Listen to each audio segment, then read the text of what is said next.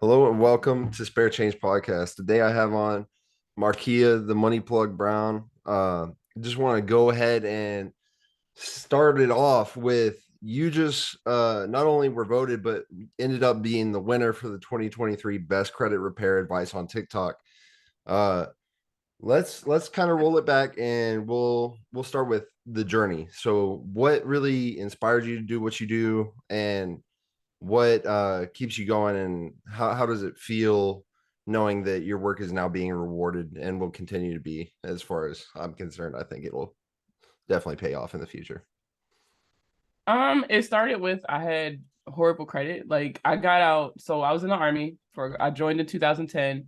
I got out in 2014 and I had no plan, no money saved, my credit was shot. Like it was horrible. Like the real world was so scary after being in the military since I was 17. So I did everything they told you to do. I read the books, I took the classes, I got a professional, and once I got myself to a stable place, I was like, now, what did I do wrong that got me there in the first place? So I started studying, I started like really kind of like micro analyzing the decisions I made. And once I kind of narrowed that down, I realized like a lot of people are doing these things and ending up in these situations. And I had the privilege of being able to afford somebody to help me, but a lot of people don't have that. I ended up getting back in the military in 2016. And once I did that, I was like, I'm going to help other soldiers on their way out so that they don't end up where I was. And so like I would go out of my way and I was teaching, it got so crazy. I was teaching soldiers how to grocery shop, based off of their salary, right? Because a lot of people know you go to the store and buy groceries, but a lot of people don't know how to shop for their money, right? They get their money's Right. worth. I was teaching soldiers how to, hey, let's talk about the SCRA benefits or the Service Member Civil Relief Act and what that means for you and your family and how you can use that to your advantage. I was teaching them this is what a credit score is. These things will hurt your credit score, including that charger that you want so bad. These things will help your credit score. Maybe you should look at a Chevy Cruze or a Ford Focus, or, just teaching people how to be a little bit more responsible with their money based off of the mistakes that I made. And I medically retired in 2019. And, a lot of people talk about getting out and how awesome it is, but they don't talk about that transition because it hurt. Like I was so used to training and leading soldiers, like I missed it a lot.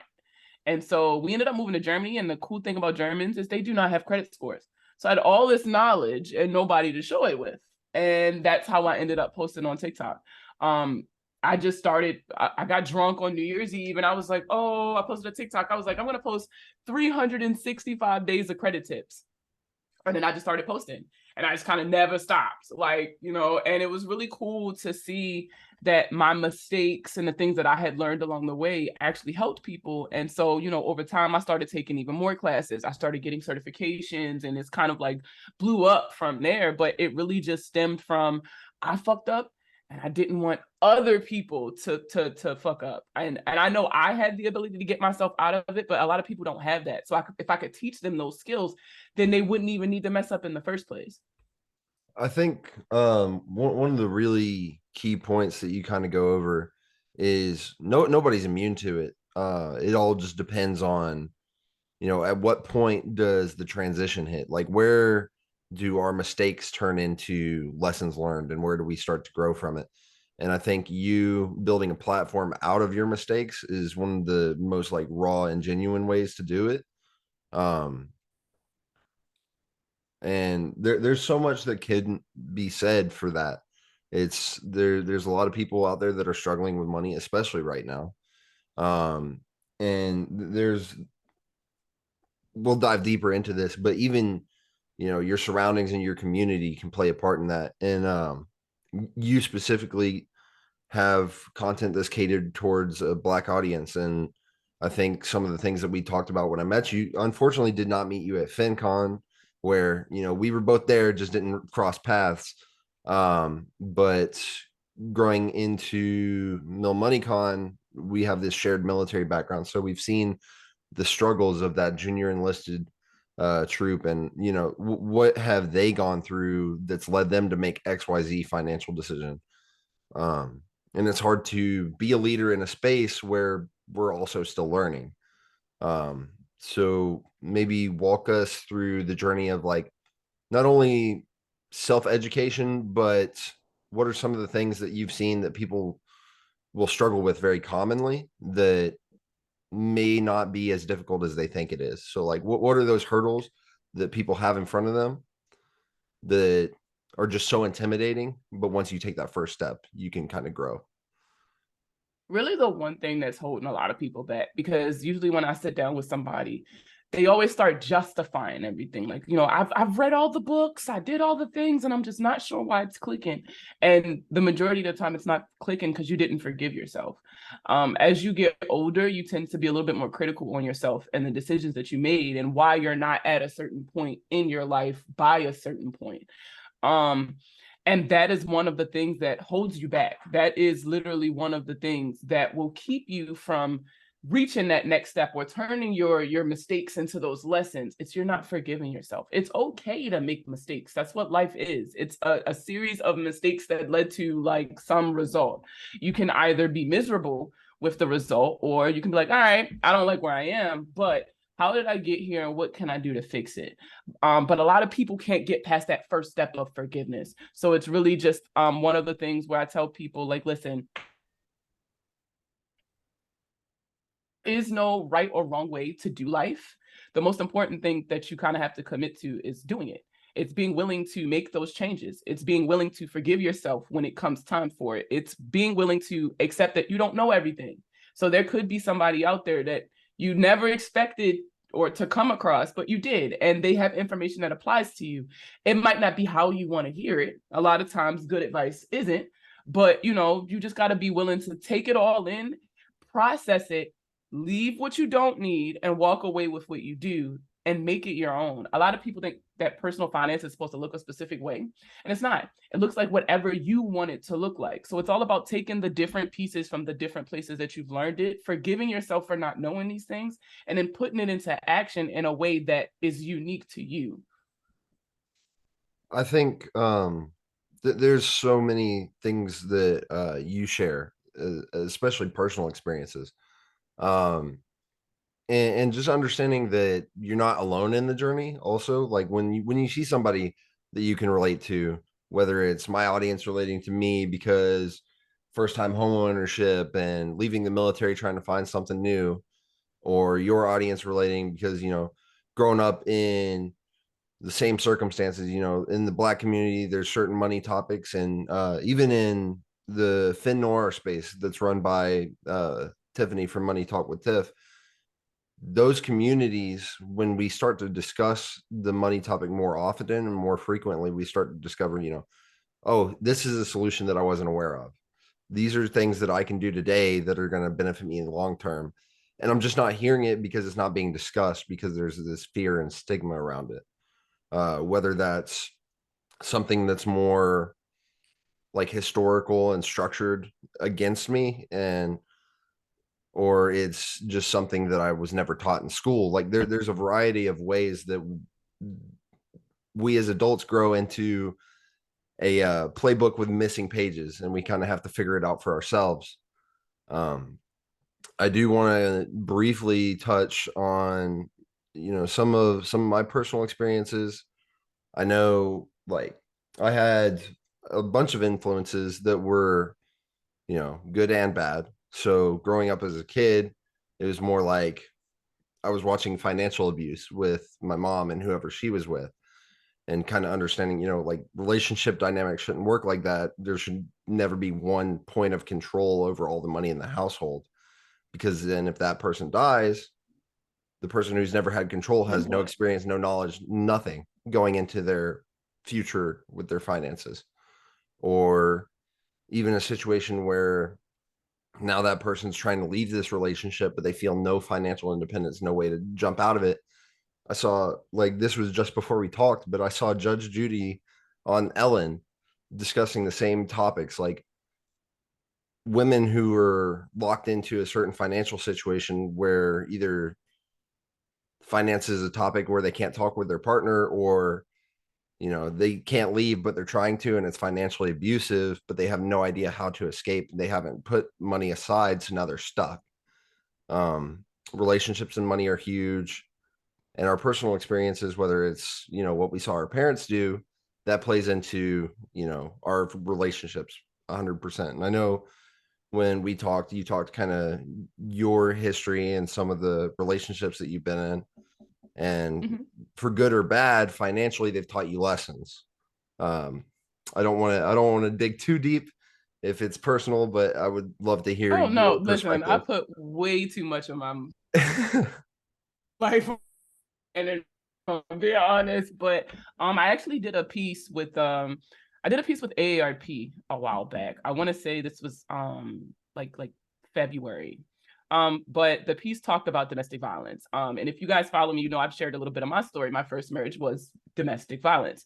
And one of the things that I experienced was financial abuse. And when you're in it, it doesn't feel like it. When you're in it, you think it's normal. When you're in it, you think it's okay. And I think for so long in the previous generations that it was allowed to perpetuate the way that it did because nobody talked about it. Nobody explained, like, this is not what love is. It's not supposed to be like this. It's not supposed to feel like this. If someone loves you, they will empower you and make sure that you have the necessary skills to get these things done. And so, it wasn't until I started speaking in situation that I realized, like, this is not normal and this is not okay. And once I got out of it, I continued to speak. And once I started learning, things like, what are money behaviors? What is financial trauma? How does financial trauma manifest itself in my everyday activities, even years later? Like, for example, we just had this conversation on Fin Noir not too long ago about the whole 50-50 talk, where Gabrielle Union was talking about how she pays 50% of the bills. And it's a direct response to her first marriage, which I completely understand because I'm the exact same way. Um, and I would have never been able to make the correlation between I do this because of my experience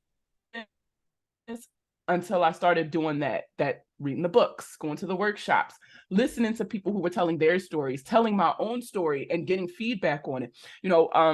Going to therapy, that was a huge thing for me, and my finances, going to therapy. And it's not something that you just do once and you're like, oh, I'm cured. It's something that happens over the years. Anytime a big event happens, if I'm feeling too stressed or something like that, I go to therapy. And healing those things that you wouldn't think have anything to do with your finances, right? So healing things from my childhood, healing from my first marriage. I'm going through a divorce now. So kind of, navigating this space through therapy. These are all things that have attributed to me changing my mindset financially. Because as I've learned more about myself, as I've learned more about the behaviors that I've allowed to continue, the things that I'm no longer willing to accept, the things that I'm now willing, I'm willing to kind of, all right, be a little more lenient on. As I learn these things, it changes my life. A lot of people think that finance is something separate.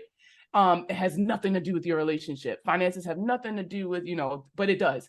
Your finances are literally tied to every single aspect of your life because these traumas that you go through in life manifests itself in your money. If, for example, if you grew up and nobody told you they were proud of you, if you struggle with finding acceptance, you might have a spending problem. Every time you feel like you need some sort of validation, you'll go out and you'll buy 1,000 things so that, people will tell you, I like how you look today, or, that's tough. Like, that's a nice car, because you need that validation. And the behavior that triggered that had nothing to do with money, but it manifested itself in your money. And it's a really eye-opening journey. And it's not one that ever ends, I think. It's something that you kind of just, now that I know more about money behaviors and I know more about myself, I'm just able to identify these things as I'm going along in life. And 30 years is a long time to go back and try and heal some of those traumas, but it's definitely necessary in order for me to kind of hit that next step in life, because I'm still learning, like you said. So I'm still healing. And it's important for people to understand that financial success isn't really a destination, it's a journey. And you got to be willing to take the journey. Yeah. Just overall, there's so much that plays into it. And you talked about, you know, even though people kind of see things from this outside perspective, whether it's like, oh, this person has all this going for them. And I talk about this a lot, but social media in and of itself is very deceptive in that not everybody puts their full story out there, and not everybody sees it necessary to tell you all the details of how they got like to this position of wealth and success. Um, kind of different and organic for you is to kind of tell your story.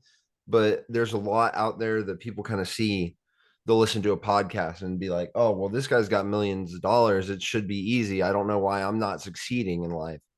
And in reality, your journey might just not be on the same pace as theirs. You might not have met certain people that are going to help you succeed in the future. You might not have learned credit repair advice from Markia on TikTok. So now, like, you're behind the learning curve on that. But over time, we can develop skills and build ourselves up in a way that's going to be beneficial in our future. It just doesn't always come as easy as like what you're scrolling through. Um, and I think that's important for people to realize, especially, I mean, it's getting somewhat better. I'm not going to say that everything's being independently verified, but there's a lot that we can all do to kind of collectively learn what the good and bad sides of everything are. But yeah, not everything's guaranteed, and likes are there for engagement. That's not It's important to necessarily. realize that social media is a highlight reel. If I posted the depressing parts of my journey, don't nobody want to see that. We don't get on social media to see sad shit. Like if I wanted to see sad shit, I'd look at my life. Like I that's not what I'm here for. I'm here for the good times, right? I always tell people, like, especially like my Instagram, like I always tell people, like, I'm here for a good time, not a long time. Like, like we don't always show the dark parts of our journey. And one thing that I've prided myself on is showing all the parts of my journey, right? So I have no problem answering the tough questions. I have no problem, giving people the glimpses into my actual life. If you guys follow me on Instagram, I post on my story constantly.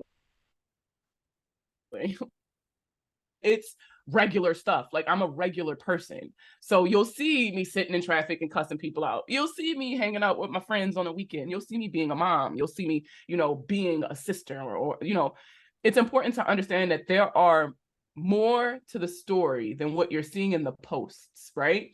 And especially when it comes to personal finance creators, I feel like they're only telling the pieces of the story that makes them a profit.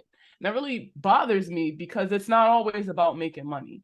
I'm blessed enough to be in a financial situation where when I started the Money Plug, it was never about the money. Of course, obviously, I would love to start a very successful company.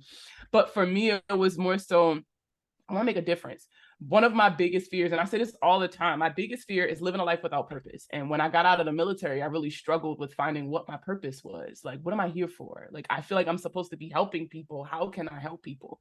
So when I started the Money Plug, helping people was always my priority. It just so happened to balloon into all of these amazing opportunities that I've been able to kind of secure in the meantime. But because I put that as the priority, it's not about making money, it's about making a difference. And so my content is different in the sense that I'm not only showing you the pretty parts, I'm showing you the hard parts. I'm showing you the decisions that I made that fucked me up so that you don't do it. I'm showing you the consequences of certain actions that a lot of people don't discuss. I'm getting into the nitty-gritty. And it's crazy because I just got a YouTube comment a couple of days ago of a girl who told me, she was like, oh, even if you were right, how you said it, I wouldn't want to listen to you. She was like, I don't care how many followers you have on TikTok. But what people fail to realize is that my realness and my commitment to being my authentic self in every aspect of my content, including how I respond to ignorant people, I feel like that realness is needed. It's needed to cut through the bullshit. It's easier for people to relate to me when they see me as just I could be your neighbor, I could be your cousin, I could be your soldier, right? I could like it's easier for people to relate to me and to relate to the content that I'm pushing because I'm just a regular person. There's no persona. I'm not gonna put on an act. It's just me, and I think that's what make people resonate with it so much, and that realness is what allows me to also keep going because I don't have to pretend. I'm not beholden to a brand or I don't have to lie for cash. You get what I'm saying? Like I get to be my authentic self. I post when I want to, I don't when I don't. I talk about what I want to, and if I'm not comfortable talking about it, we're not going to talk about it. And I love that freedom because that freedom allows me to, like I said, connect on a deeper level with people. Like I get the email and I get the DMs of people who was like, yo, I never understood it until you said it like this. Now, every time somebody says this, the first thing I'm saying is, oh, you should check out my favorite credit specialist on TikTok. Like, I say things in a way that people can remember them, they can relate to them, especially being Black. My experience is not, it's unique in the sense of it's my experience, but a lot of Black people have these experiences.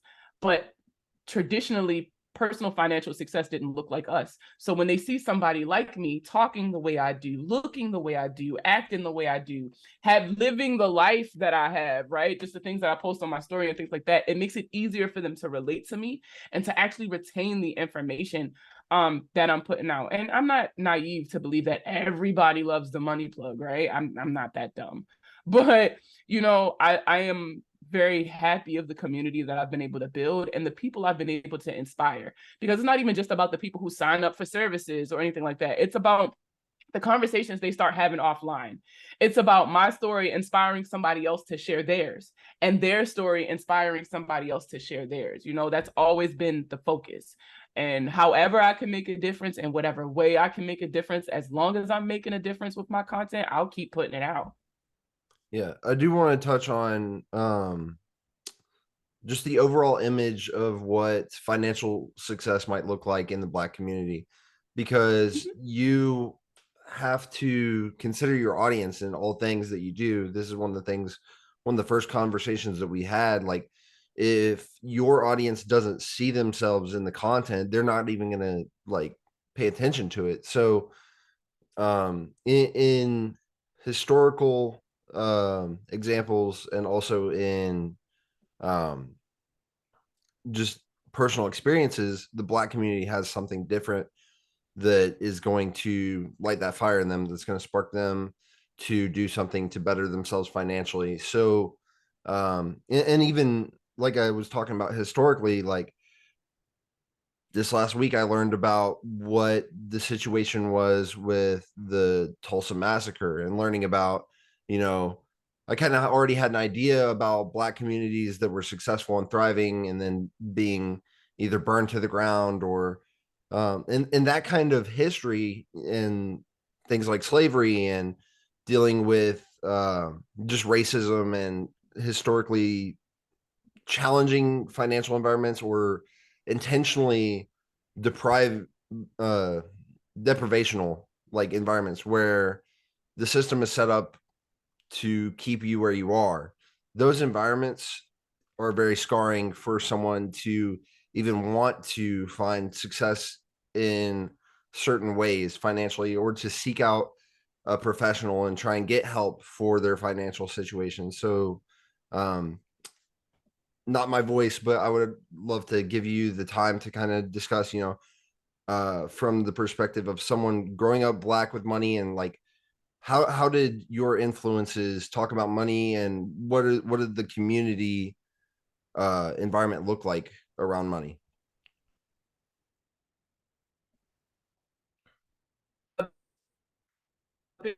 Baltimore in the 90s. I was born in 93.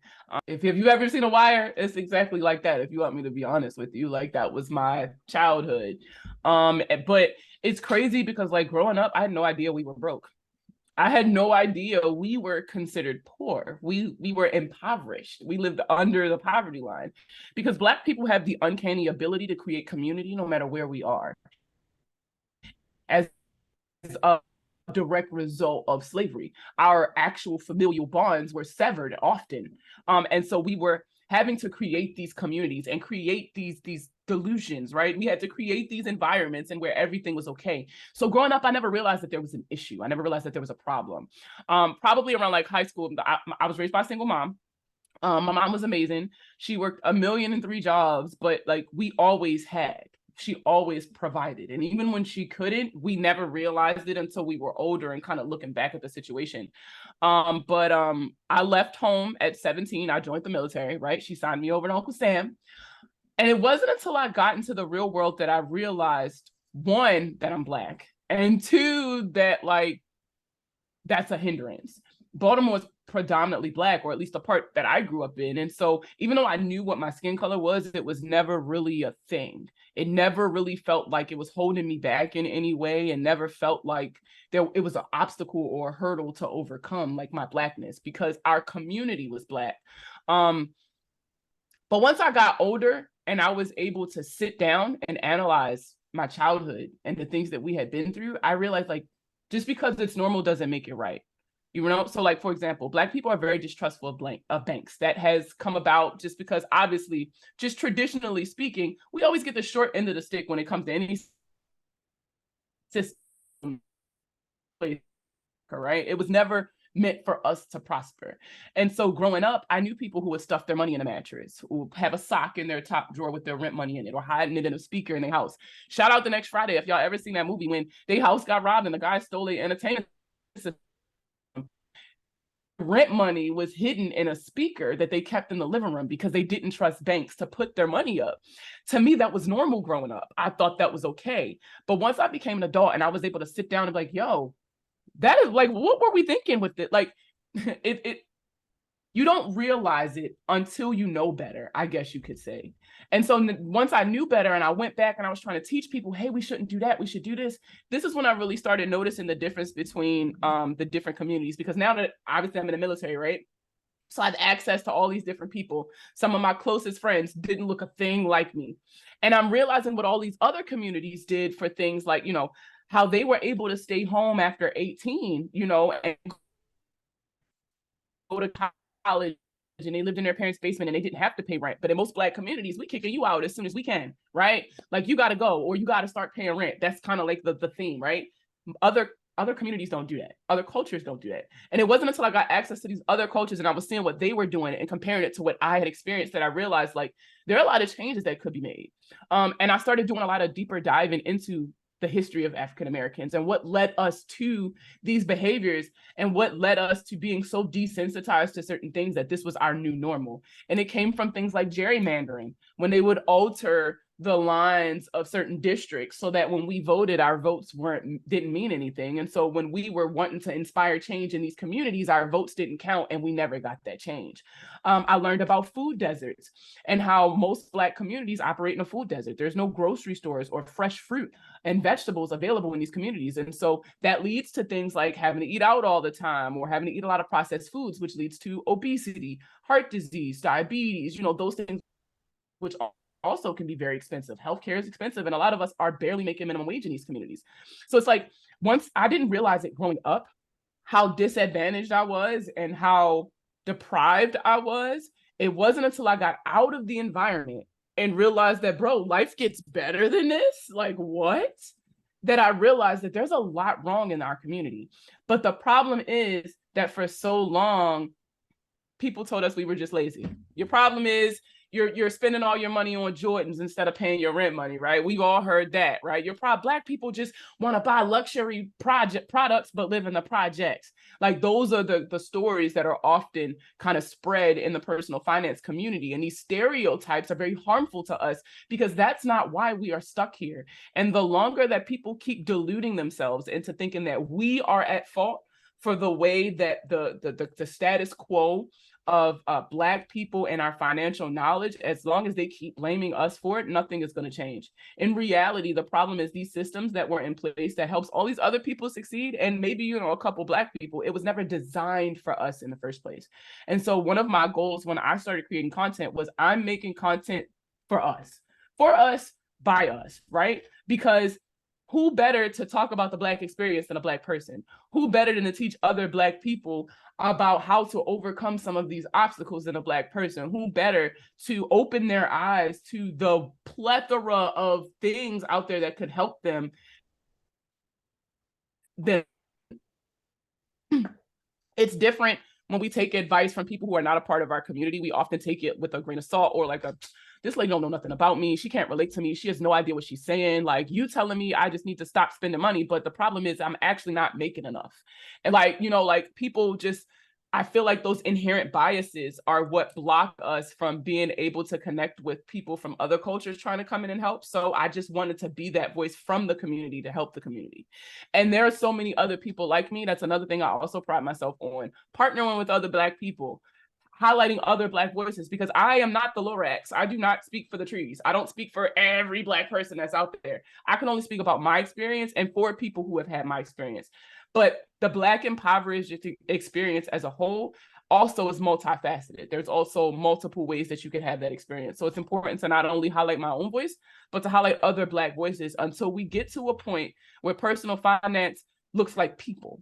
It doesn't just look like some 50-year-old white man who's worked in banking for 15, 20 years, who had got when he got married, his parents gave him a $20,000 loan for his first house, or, he grew up with money and he went to an Ivy League school and now he's giving back. Like, you were never a part of these communities to know what we needed in the first place before you just started throwing stuff at us and was like, as a savior. We don't need a savior. We need visibility. We need people to see us for who we are when we going through the bullshit and when we come out of it. We need people to genuinely care and not just consider us kind of check marks on their to-do list. Make sure we give Black communities. Just throw money at us. We don't need that. We need people to get down in the weeds with us and explain things like what's a budget? Why is it important to not look at a budget from a scarcity mindset, but to look at it from a mindset of abundance? And what is the difference between these two things? Let's talk about how to negotiate salary so that we're not all stuck making minimum wage for 20, 30 years and thinking that that's okay. Let's talk about retirement plans. Most Black people don't invest in retirement plans because we don't even think we're going to live that long. However, it doesn't matter how long you live, this could still be valuable for you. Let's sit down and talk about it. We need these from people outside of our community, not you telling me what you think I need to know. We need you to listen to us and find out the actual problems and then help us come up with solutions. Don't just shove stuff down my throat and think that's just going to make a difference. And it's really cool that like platforms like yours, shout out to Freelance Corporal, shout out, there's so many people that I've been able to partner with kind of on this journey, even just having these conversations, because you guys aren't Black, you never had that, so you've never had the Black experience. And sometimes just giving the voice a platform is enough. So I definitely want to thank you for inviting me to come talk to you, because sometimes that's all you can do, and that's okay. And it's no sweat off my back, because the thing is, with any community I've ever been a part of, it's always been, like you said, people. So I've never had like this. I've seen it in my life, but I've never had this bias against someone just because of the way they look, or just because their experience doesn't sound like mine. So one of the big things for me is like, I'm never going to hold somebody back from sharing their experience, sharing their story, because it provides insight for me. And also, there's so much to be said for having a community that's literally like no boundaries, because I've met so many amazing people through just asking them if they would like to talk for an hour on a Zoom call. Um, and whether it's Brandon, who, very similar experience to me, Marine Corps, and now we both have long hair and beards and facial hair, and we're trying to like slowly poke the much broader spectrum of like the issues within the military that we discussed. But or even, you, Melissa, and other people that like are trying to focus on specific communities, whether that's, Simon's trying to hit the Spanish speaking folks that don't have access to tax resources, or Melissa's trying to hit, Latinx communities that have issues finding credit resources, or you with the Black community trying to, teach them credit repair advice, or even just general financial advice.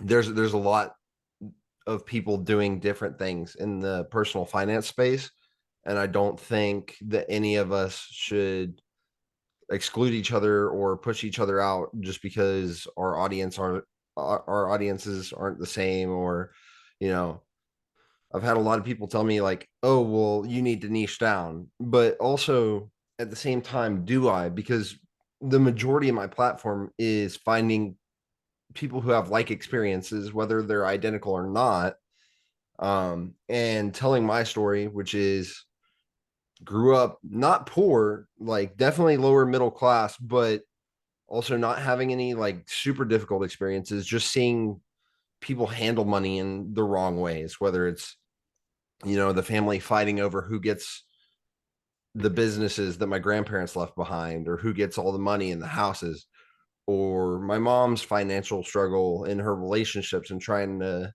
manage money, but also she saw domestic violence growing up, and now it's kind of repeated itself throughout her life, and she's facing homelessness now, where it's like these are difficult topics and difficult conversations, but the more that we get to that people perspective and not just one person's individual unique experience, the closer we will be to kind of all having one common base of knowledge. And I think that's one of the best things about at least podcasting. I haven't figured out my magic recipe for Instagram and TikTok yet. You told me not to overthink it, but I still do. Oh, come on, I'm Dawson, just start trying. posting. I'm Just start, trying. I promise. Like if you go back to like some of my OG videos, they're super cringy. Like, I can't believe I posted some of these. Like, they're so embarrassing, but it helps you develop your system. It helps you develop your Krabby Patty secret formula, right? But you gotta start posting. Just start posting, man. You'll get the feedback, you'll see what works and what don't, you'll see what you're interested in. Something that really helped me is like, you said that people told you that you needed to niche down. A lot of people told me that I was too niche. A lot of people told me that I wasn't brand safe. Oh my God. I used to hear this a lot in the beginning. Like, I That's cuss like, a lot. I was going to say, Like that's like the I worst thing to tell you because like I cuss a lot because that's me.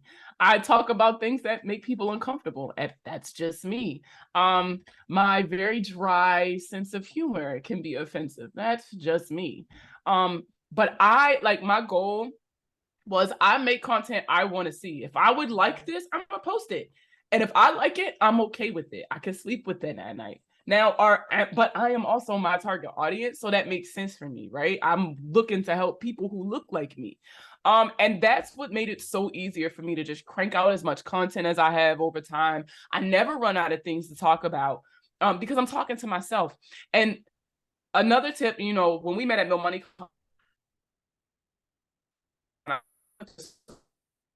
social media panel, and I told you guys, like, post how you talk. You never run out of things to say, right? So there's no reason you should hit writer's block, because if you are writing how you talk, all you're doing is talking. You're just changing who you're talking to and what you're talking about.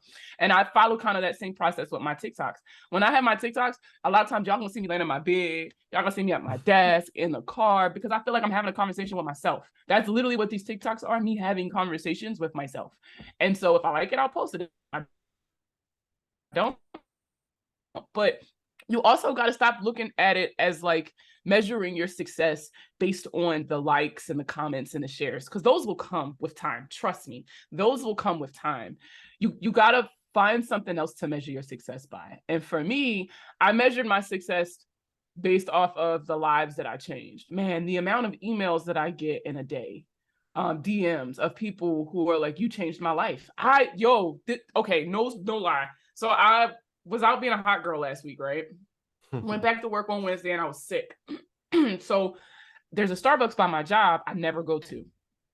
So I went to the Starbucks because they don't have a drive-through. I'm gonna let y'all know now. One thing about the money plug, she is lazy. So if I gotta get on my car, I ain't going. And so I ended up going to the Starbucks to get me a medicine ball because all my coworkers was like, "Oh, it's gonna help. You're gonna feel amazing." And I go in, I have on a face mask. First of all, my hair is green. Now I have on a face mask, like I'm on the phone, like I look crazy. And this girl just kept staring at me. And I'm like, what the fuck is this lady looking at, bro? Like, is she gonna rob me? Like, oh my God, I knew I should have stayed in the car. Like, oh my God. So like, I ordered my stuff and she's like, "Can I ask you something?" I was like, if she asked me am I gay, we have a problem. Like, because I've been getting this a lot today. She was like, no. She was like, "Don't look like that. It's like a legit question." I said, "What?" She was like, "Do you post on TikTok?" And so I started laughing. And I was turning red and I was like, "Yes." And she was like, I follow you on TikTok. And I was like, it's like one of those moments when people be like, thank you for your service, because I don't know how to respond. Like, 100%. so I was like, thank you for following. She was like, you don't understand. She was like, all the stuff you post has completely changed my life. She was like, I'm saving more. She was like, I got a credit card now. I didn't have a credit card before, and I know how to use it, and my credit score is going up. And she was just like seeing that look on her face and seeing how happy she was, and like she's a young girl too. So also seeing how young she was and having like this wealth of knowledge. Bro, if I had the knowledge I had now at 21, I'd be rich, bro. Like stupid rich. So it just that is what made me feel successful. That moment where she was able to tell me how the things that I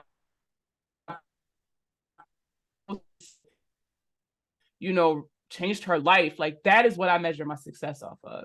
It's something as simple as I'll send an email out like, have I helped you? Let me know. Like, respond to this email.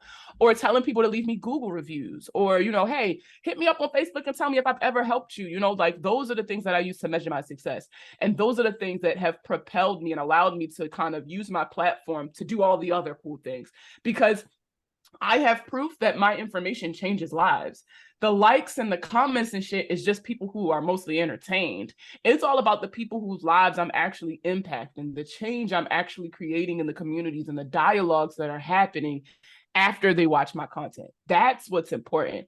And your content can change lives. You are starting conversations about leadership in the military. You are starting conversations about the importance of visibility. Like, people need to see that. People need to hear that. They're not going to always engage with it first, but that doesn't make your content any less important or any less needed. Start putting this stuff out. 100%.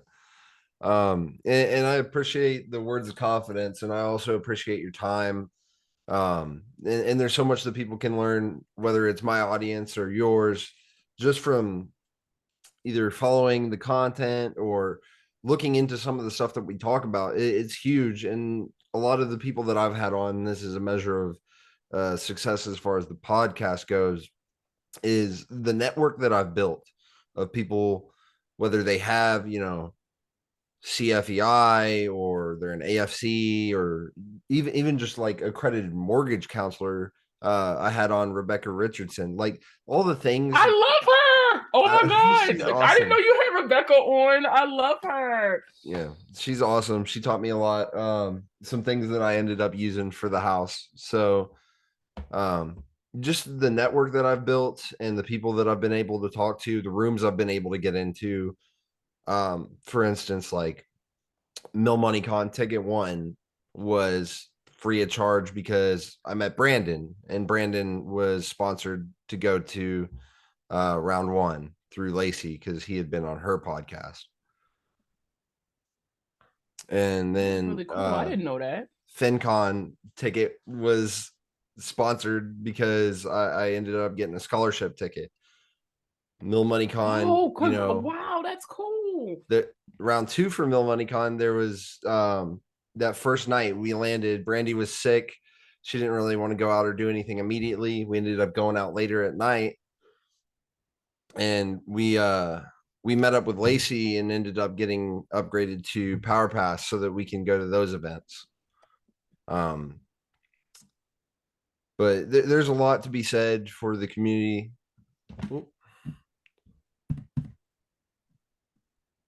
I don't know what just happened. I think it disconnected my camera for a second, but either way, definitely appreciate your time. And I wanted to just say thank you so much for giving your insight and your perspective, whether that's through financial content creation or just your own personal experiences. And I hope to have you on again in the future. But thank you for sure. Of course. I love the Spare Change podcast. You and Andy are dope. It was so amazing meet you guys at FinCon. I can't wait to see all the things that come from kind of all the takeaways that you're getting from all your conventions and kind of how you put it together. And I better see you posting on TikTok more. I better see you posting on TikTok more. We'll get one up today before the end of the day for sure. Boom. That's what I'm talking about. All right. I'm cool with that. You have a good one, and I hope to talk soon. All right. Thanks, Dawson.